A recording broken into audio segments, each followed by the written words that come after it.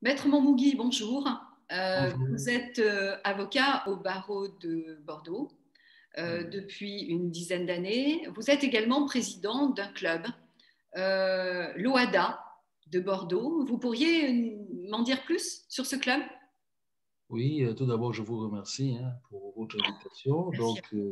Le club OADA Bordeaux est né de l'idée de vulgariser le droit des affaires en Afrique. Alors, le droit des affaires en Afrique a été harmonisé depuis 1993 par une organisation qui s'appelle l'OADA.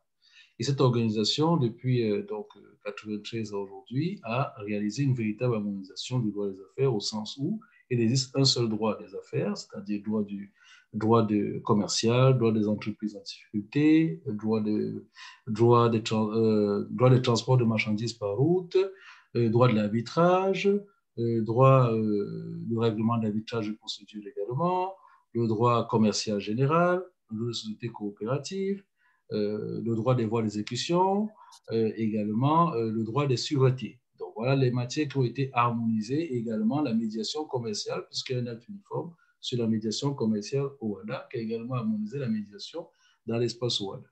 Et donc depuis 2012, depuis 2005 d'ailleurs, nous avons créé ce club associatif pour faire des colloques, des organisations sur le droit des affaires, harmoniser dans l'idée de véritablement créer un laboratoire en fait de savoir-faire et surtout de droit comparé. Et donc désormais, nous avons organisé depuis 2012 des journées OADA à Bordeaux où nous avons pu faire venir les États comme l'État de Comores, comme également du Niger, comme également la République du Bénin, afin de mettre en avant ces États avant que nous n'ayons bien sûr le confinement et tout cela.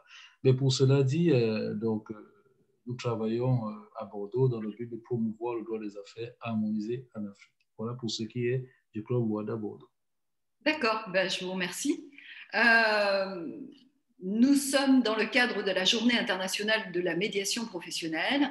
La thématique de la journée, et ce sont les nouvelles réformes, notamment réforme du code de l'organisation judiciaire, réforme du divorce, qui insère justement la médiation dans le domaine judiciaire. Alors, qu'en pensez-vous? Alors, la médiation, tout d'abord, comme je l'ai dit, si je dois faire encore le lien avec l'OADA, c'est que la médiation a pris une telle importance que, en Afrique déjà, l'OADA qui a 17 pays quand même, c'est pas rien, c'est une organisation de 17 États, a décidé d'avoir un acte uniforme spécial sur la médiation, c'est dire l'importance de la médiation. Je crois que ça fait longtemps en France qu'on a saisi l'importance de la médiation, puisque c'est depuis les années 90 on a mis en place au fur et à mesure des processus de médiation. Aujourd'hui, donc, nous avons donc, en quelque sorte, d'un point de vue formel, une apparence d'aboutissement de ce processus, puisque désormais, on aimerait que la médiation soit de plus en plus présente, non pas dans les tribunaux, mais au quotidien des personnes. Raison pour laquelle la réforme prévoit notamment qu'il n'y ait plus l'audience de conciliation devant un juge aux affaires familiales. Donc, cet objectif affiché est fortement louable, faire venir la médiation dans les rapports des parties et hors processus judiciaire, puisque jusqu'ici, c'était essentiellement une médiation de type judiciaire. Maintenant, les processus de médiation, l'expérience qu'on a eue de la mise en place de la médiation optionnelle qui existait dans l'ancienne réforme de retraite, avec la possibilité d'aller devant un médiateur, nous a laissé un léger goût amer pour ceux qui veulent faire de la véritable médiation, dans la mesure où les médiateurs judiciaires qui étaient désignés ne semblaient pas fortement outillés ou imprégnés des notions de médiation au sens technique, au sens de technique de résolution des conflits, pas simplement au sens formel d'alternative à la résolution de litiges. Et ce qui a fait que concrètement, si l'on fait les statistiques aujourd'hui, nous n'avons pas eu dans l'ancienne procédure une grande influence de cette médiation qui avait été mise en place dans les procédures de divorce. Donc, ce qu'on peut espérer donc maintenant pour essayer de progresser, c'est que dès lors qu'on constate et qu'on souhaite qu'il y ait une véritable médiation qui soit hors judiciaire, qui soit véritablement une alternative même au prononcé après les procédures de divorce, il va donc falloir que les États puissent organiser cette médiation en travaillant avec des professionnels de la médiation, en considérant que la technique de médiation est une technique de résolution qui ne peut pas s'improviser et qui nécessite d'être donc apprise, mais déjà en amont. Il va falloir imprégner l'ensemble des acteurs des notions de médiation. Nous avons une difficulté dans nos sociétés occidentales, c'est que nous sommes des sociétés dérivées de l'ancien droit romain hérité et peut-être de cette culture romaine héritée qui font que nous ne sommes pas des as de la médiation. Nous ne voulons jamais concilier. Nous voulons toujours bagarrer et au bout avoir un vainqueur qui l'emporte sur l'autre parce qu'il aura eu tellement de force. Un peu comme disait le philosophe à l'époque, Max Stirner, je crois de mémoire, le tigre qui m'attaque a raison et moi qui là-bas, j'ai raison. Celui qui a la force a le doigt. Et donc, aujourd'hui, il faut sortir de là. Je crois véritablement que au-delà de l'effet affiché, que beaucoup parlent de médiation parce que peut-être ça fait joli, je pense que la médiation est au cœur des relations sociales et au cœur des relations humaines et gagnerait à être véritablement enseignée depuis même, j'ai envie de dire, dès même les écoles inférieures. On n'a pas besoin d'attendre d'être professionnel pour apprendre la médiation. Pourquoi je le dis? Parce que je me suis mis à la médiation, ce que moi j'appelle à la négociation, parce que pour moi la médiation est une technique vraiment particulière de résolution, mais je veux parler de négociation au sens général, assez tardivement dans mon évolution, et j'ai pu comprendre qu'en réalité, on a toujours intérêt à essayer de comprendre l'autre. La force de la médiation, c'est qu'elle permet de dépasser son entre-soi, son propre problème, pour essayer de comprendre ce qui chez l'autre ne fonctionne pas et qui fait qu'on ne parvient pas à un accord. Je crois que c'est en cela que la médiation est pour moi dans les sociétés modernes, au-delà d'être une technique simplement de résolution de litige, au-delà de l'encadrement qui lui a été donné d'être un mode alternatif de résolution de conflits, est beaucoup plus large comme étant une solution en fait de pacification des relations sociales. Et en ce sens-là, je crois qu'on a intérêt, on ne peut que saluer de ce point de vue cette ouverture. Mais bien sûr, comme je l'ai dit, l'hypothèque que je mets, c'est qu'il s'agisse de médiateurs véritablement professionnels, qui aient des outils de négociation, qui sachent par exemple que il faut que l'autre partie, ça je l'explique souvent assez, ait l'impression de participer à la solution. Parce que le réflexe que nous avons, nous juristes, en fait, sachant, c'est que nous avons le droit à la matière, les gens viennent nous voir et nous essayons de trouver la solution à leur place. Et le problème que nous avons aujourd'hui, c'est cela dans cette médiation française, si je devais méditer à la France, c'est que nous nous comportons plus en conciliateur qu'en médiateur. Et quand nous faisons la médiation, nous considérons que, bon, soit on va rester tellement neutre que finalement les parties doivent pouvoir s'impliquer. Je crois qu'on doit essayer de faire la part des choses. Également, les techniques un peu anglo-saxonnes. Je pense, moi, que le médiateur doit s'impliquer d'une manière ou d'une autre, même si ce n'est pas une implication qui vise à contraindre les parties, mais il faut qu'il soit là et qu'il puisse amener les parties à trouver une solution. Dans ce cas, ça nécessite quand même une certaine formation à des outils techniques de médiation. Oui, ce que vous dites, c'est qu'en définitive, le médiateur doit être un professionnel à part entière, comme l'avocat qui est expert du droit. Le médiateur, lui, c'est un expert de la relation qui dispose d'un certain nombre d'outils en qualité de professionnel, issus d'une formation qu'il aurait, avec un diplôme, bien évidemment, qui finalise sa formation et qui interviennent en tant que activement, je dirais, à cette médiation, dans le sens où il va accompagner les parties à résoudre leurs litiges, mais surtout les accompagner pour que eux-mêmes trouvent la solution. Vous faisiez donc peut-être référence tout à l'heure, lorsque vous parliez d'anciennes médiations ou d'anciens référentiels de médiation, à des médiations peut-être plus traditionnelles, médiations traditionnelles qui sont plutôt des médiations d'autorité, avec des référentiels de droit et autres. Et ce n'est pas l'affaire véritablement du médiateur. Le médiateur doit être neutre par rapport à la solution, mais en revanche, ça ne veut pas dire qu'il soit passif. Ça veut dire qu'il soit actif dans l'accompagnement donc des parties à trouver elles-mêmes la solution qui serait la plus adaptée pour elles à résoudre bien évidemment leurs conflits. Merci Maître Mamougi de ces précisions. Maître Mamougi, vos origines sont camerounaises. Tout à fait, tout à fait. Et vous êtes d'ailleurs inscrit au barreau du Cameroun, en plus que d'être inscrit au barreau de Bordeaux. Vous avez été même d'ailleurs membre du Conseil de l'Ordre à Bordeaux. Vous êtes également donc inscrit au barreau du Cameroun. Peut-être il y a des différences culturelles aussi. Peut-être les divorces ou la médiation est peut-être plus dans les mœurs. Vous pourriez peut-être me dire deux petits mots sur les cultures camerounaises?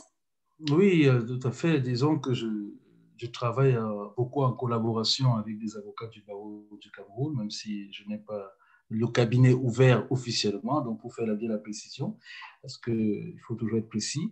Mais je travaille activement et j'ai fait notamment partie d'un jumelage entre le barreau de Bordeaux et le barreau du Cameroun que nous avions porté pour permettre de faire avancer les relations entre les deux barreaux.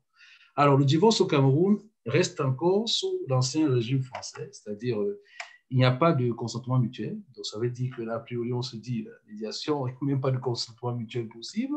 Et donc, les textes sont assez clairs. Hein. Ils résultent notamment des articles 229 et suivants du Code civil camerounais, que les causes de divorce sont l'adultère d'un époux, la condamnation d'un époux à une peine afflictive et infamante. Donc, ces deux premières causes-là sont des causes qui s'imposent au juge, c'est-à-dire que c'est des causes de plein droit d'un divorce, on peut les invoquer.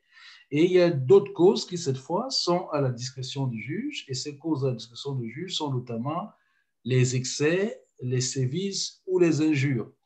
Donc, dans ce contexte, effectivement, on voit mal comment, a priori, on verrait mal comment la médiation pourrait s'inscrire. Mais c'est une erreur parce que, en réalité, les sociétés traditionnelles, et le droit coutumier, mais les sociétés traditionnelles africaines, au Cameroun en particulier, ont une conception de la médiation qui est beaucoup plus forte en matière familiale. C'est-à-dire, lorsque des époux ont des difficultés ou lorsque l'un des époux envisage de divorcer, et cela passe la plupart du temps, je ne vais pas faire de statistique, je ne suis pas statisticien, mais traditionnellement, il y a toujours une grande médiation familiale qui a lieu et qui peut intervenir à tout moment dès lors qu'il y a des difficultés entre les époux et qui résout souvent, il faut dire, 80 ou 90% des problèmes. Ce qui fait qu'en réalité, la nécessité d'avoir finalement une médiation légale à ce niveau-là apparaît être pas difficile, mais disons que je pense que le législateur a considéré que vu les sociétés traditionnelles qui existent, vu les cultures, vu que ça existe déjà, on reste sur les cas les plus durs. Vous voyez, par exemple, l'adultère, la condamnation d'un époux, les sévices, les injures. Donc, en considérant qu'en fait, le divorce ne pouvait résulter que de ces cas excessifs, sans considérer que le divorce peut simplement résulter du fait que les personnes ne veulent plus vivre ensemble, ce qui est un principe normalement de base, puisque le divorce est un contrat. Mais dans le sens africain, la volonté de ne plus vouloir vivre ensemble ne semble pas être une condition suffisante pour arriver à un divorce, enfin, le droit camerounais, puisqu'il faut deux causes beaucoup plus fortes. Et donc, il y a beaucoup de médiation familiale, il y a des conseils de famille qui se tiennent, les familles qui se retrouvent, on conseille les époux, on peut même leur donner des fois des façons de fonctionner, de rendre compte de l'évolution de leur mariage et tout, soit de refaire des cérémonies. Donc, la médiation est très présente en Afrique, mais n'est pas au sens où nous l'avons aujourd'hui au plan procédural en ce qui concerne le divorce au Cameroun. Oui, parce que ce que vous dites, c'est principalement que un divorce, avant le divorce, il y a un mariage. Et que c'est l'affaire, non pas de deux personnes qui s'unissent très certainement, mais c'est l'affaire de deux familles. Tout à fait. Tout à fait. Qui tissent des liens. Et quand on se marie, ben, on tisse des liens. Et avec ce divorce, c'est jamais évident. Il y a plein d'autres liens d'interaction qui ont été qui se sont formés. Et c'est ça qui est problématique. Hein. C'est ça qui est problématique, tout à fait. Ça qui est problématique. Et puis peut-être par rapport aux enfants, les enfants sont importants, la famille est importante, Oui, il y a vraiment des la valeurs famille, tout à fait. qui sont fortes. La force, par exemple, de l'engagement, je pense, au stade du mariage, est important.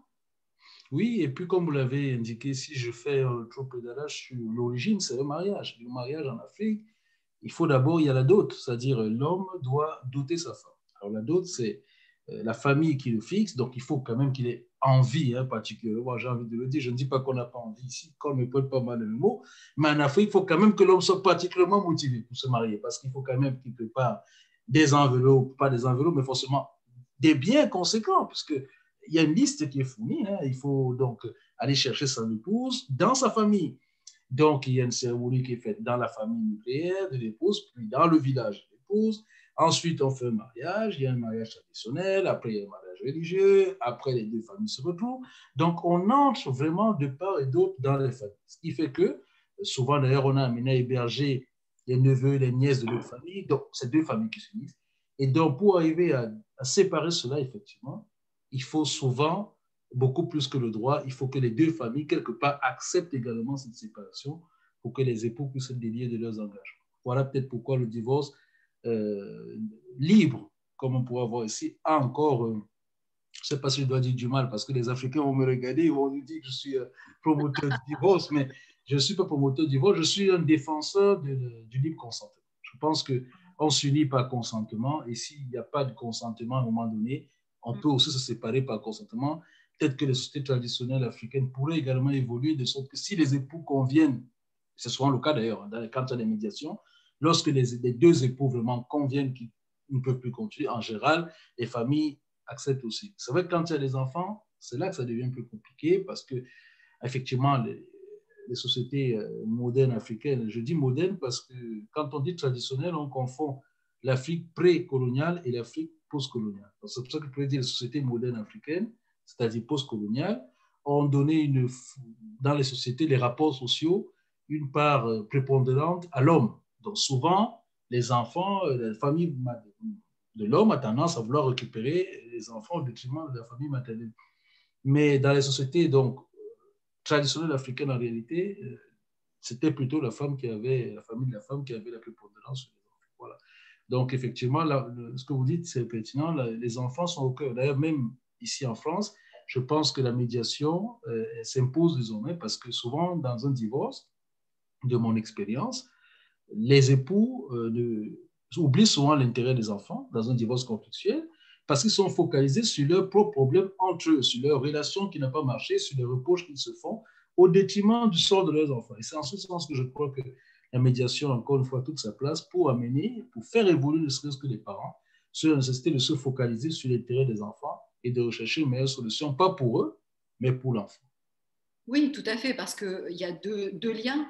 Le lien conjugal, le lien parental, ce sont deux liens différents et c'est important d'accompagner justement les parents qui se séparent. Le couple se sépare, en revanche, ils restent toujours parents. Et ça, c'est difficile pour eux parfois de le comprendre, tellement ils sont dans l'émotion Tout à fait. et la rancœur. Merci beaucoup, Maître Mongi. C'est moi Et, qui vous remercie. et certainement, rendez-vous à 12h30 pour la table ronde de cette journée internationale. Je vais essayer d'être là. Je vais essayer d'être là. Voilà, en tout cas, moi, je vous félicite pour ce que vous faites et vive la médiation. Merci beaucoup. Merci beaucoup.